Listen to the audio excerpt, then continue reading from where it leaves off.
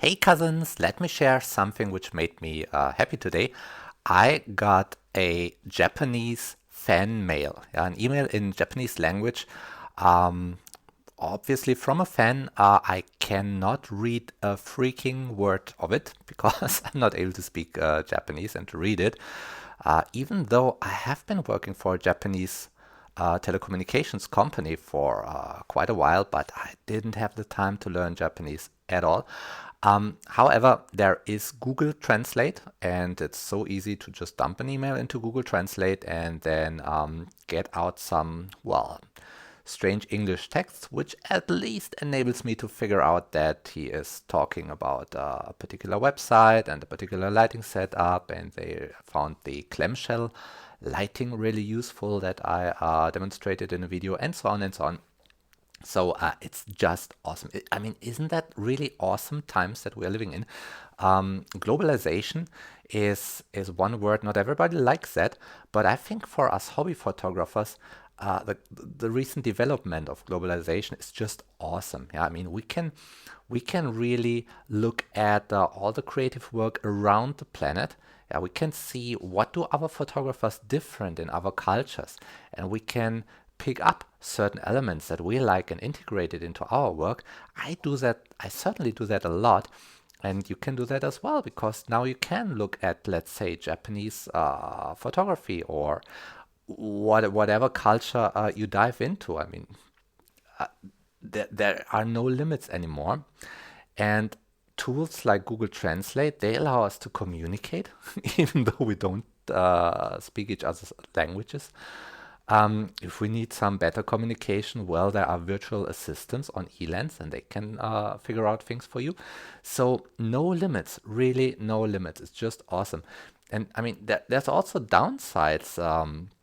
And some of you are, how to say that, some of you are trying microstock and don't succeed.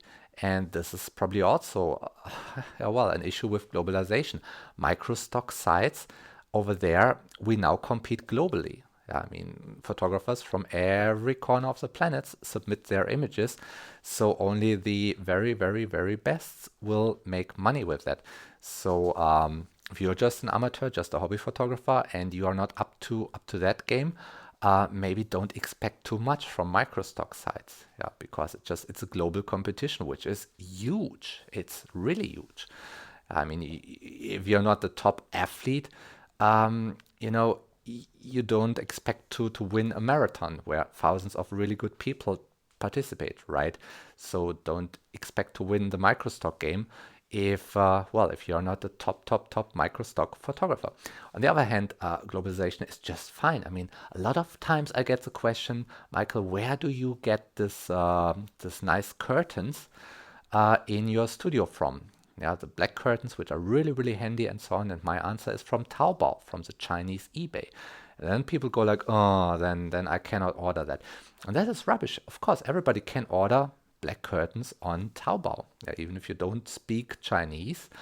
Like I said, there are virtual assistants on Elance, and there are some Chinese assistants.